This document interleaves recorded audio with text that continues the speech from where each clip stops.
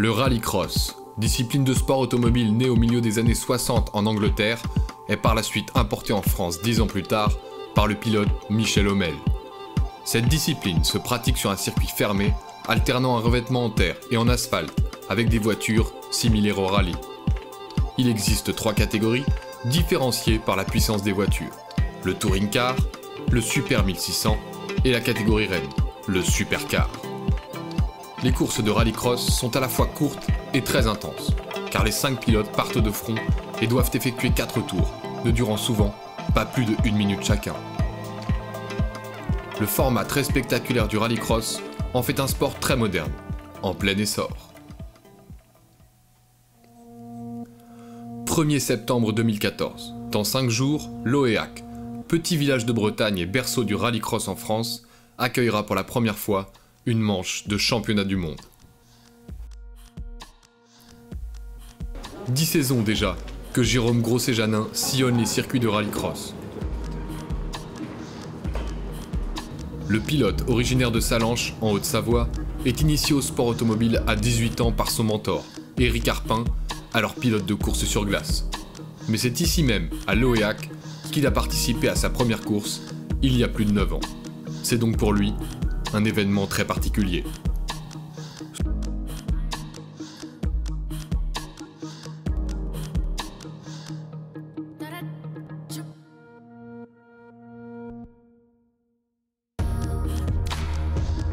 C'est vrai que moi j'ai commencé le sport auto sur la glace, c'était coéquipier aux 24 heures sur glace de Chamonix.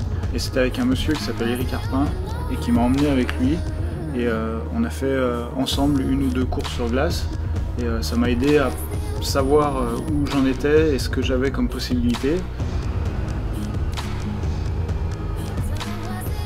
Soutenu depuis ses débuts par la société Poujoula, il enchaîne les résultats, accompagné de sa petite équipe technique, pour finir, en 2013, champion de France. Jérôme continue désormais son ascension dans la catégorie Reine, en championnat d'Europe et du monde, où il est opposé aux ogres de la discipline tels que Ken Block et Peter Solberg.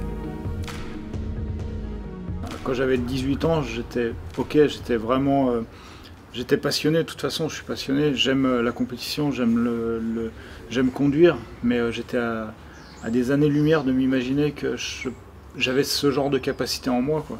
Et c'est vrai que sans cette rencontre, peut-être que je ne serais pas là aujourd'hui et en train de parler de participer à un championnat du monde, quoi. Depuis que je fais du rallycross, je sens que c'est un sport qui a vraiment tout pour faire quelque chose de bien, parce que le format, la façon de faire, c'est un circuit mixte, terre et asphalte, un circuit qui est court, donc le public il est vachement impliqué, de n'importe quel endroit du circuit on peut voir tout le circuit, donc ça c'est vraiment bien, on peut suivre toute la course. La proximité entre le public et les pilotes, on va voir ce week-end, il n'y a pas de barrière entre les paddocks et les tribunes, chacun peut circuler comme il veut dans l'enceinte du circuit, donc ça c'est vraiment cool.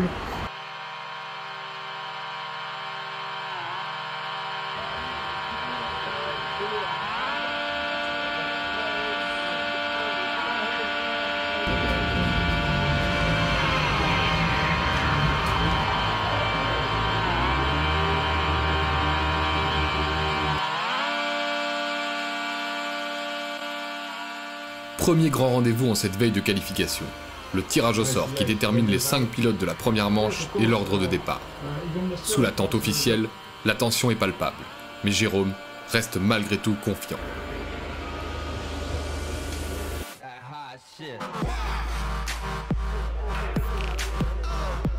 Du coup, ouais, je fais le tirage au sort, Ken Block, Tim Zianov, les deux lourds du championnat, et puis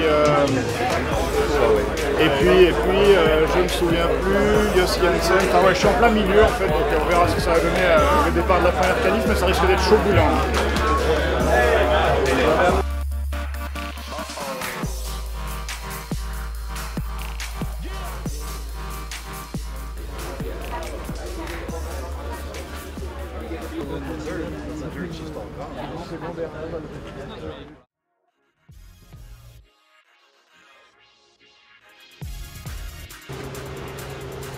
Pendant que deux mécaniciens s'affairent sur la 206, Jérôme et Cédric, son ingénieur, repèrent et analysent la piste. Jérôme connaît bien le circuit de l'Oéac, mais il reste tout de même concentré sur les gestes qu'il aura à effectuer demain au volant de sa machine.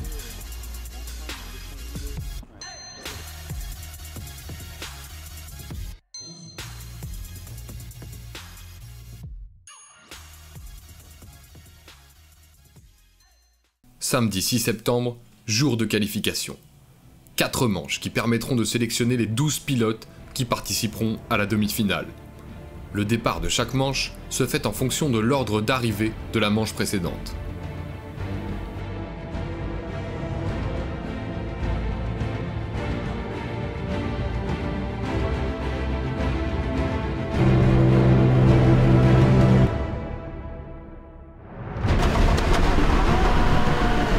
Pour sa première manche, Jérôme part en 3e position. Dès le premier virage, il parvient à se glisser en 2e position derrière Ken Block. Sous la pression de ses poursuivants, l'Américain connaît une faute et oublie de passer dans le tour joker, tour obligatoire rallongé. Jérôme finit donc premier de la manche avec le 5e temps au général.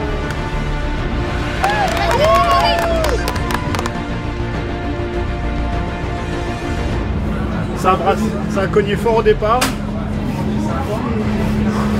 T'as fait un beau départ là, non? Ouais, c'était bien, ouais. Mais bon, l'autre en pôle, il n'a jamais freiné, donc il m'en a mis l'an passant. Et puis après, j'ai essayé de me suivre un peu Ken Block, j'ai fait une petite faute ou deux, mais c'est pas mal dans l'absolu. C'est rassurant. Lors de la seconde manche, Jérôme prend le départ à l'extérieur. Il arrive à se placer correctement, mais finit la manche avec un 10e temps au général, ce qui le fera partir encore une fois tout à l'extérieur. Mais malgré ce handicap, Jérôme livre une 3e manche correcte, puis enchaîne sur une 4e et dernière manche où il parvient enfin à faire parler la roue. Il finit 7e du classement général et se qualifie pour la demi-finale. J'ai réussi à tirer mon épingle du jeu contre Timerziano, je me suis enquillé derrière et puis après on a fait la série ensemble pour rouler au mieux.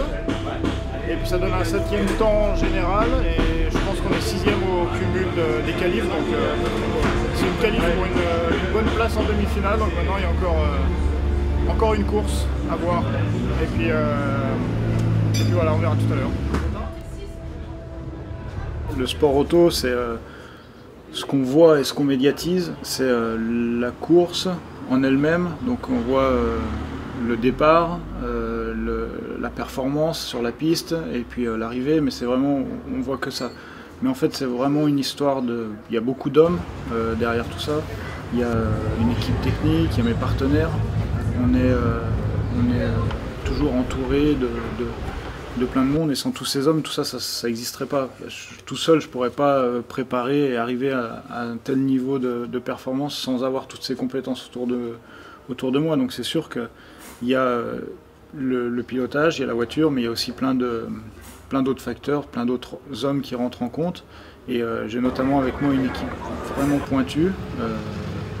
On n'est pas très nombreux, on fait tout ce qu'on peut et de la meilleure des façons avec ce qu'on a. Et c'est vrai que ça nous aide à évoluer.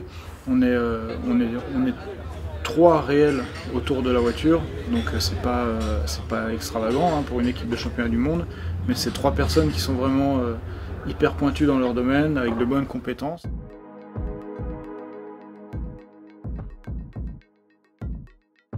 Le lendemain, tout le monde est sur le pied de guerre. L'équipe a travaillé très tard pour réparer la voiture endommagée lors des manches précédentes.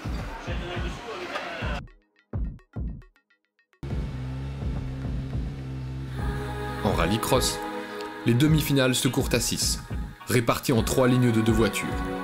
Jérôme occupe la 3e place sur la ligne de départ, ce qui peut lui permettre de se placer correctement dès le premier virage. Il est le seul Français en demi-finale.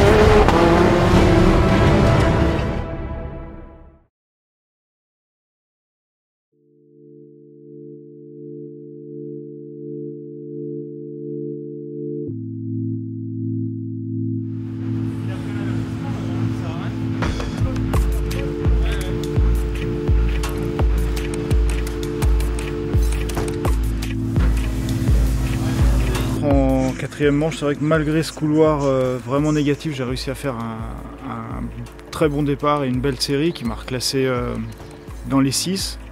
Et dans les 6, ça voulait dire une bonne qualif pour la demi-finale, partir 3. Et il fallait faire 3 pour rentrer en finale. J'ai pris des jetons, vraiment importants qui m'ont vraiment déstabilisé dans les 2 premiers virages.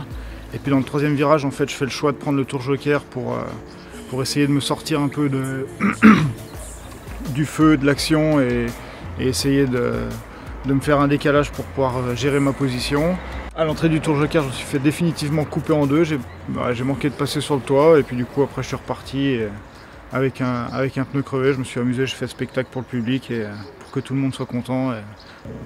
Non mais c'est sûr que c'est une super perf. Je suis vraiment content et je suis fier du travail que l'équipe a fourni, que tout le monde a fait ce week-end pour arriver à ce niveau-là, parce que c'est vraiment un travail d'équipe.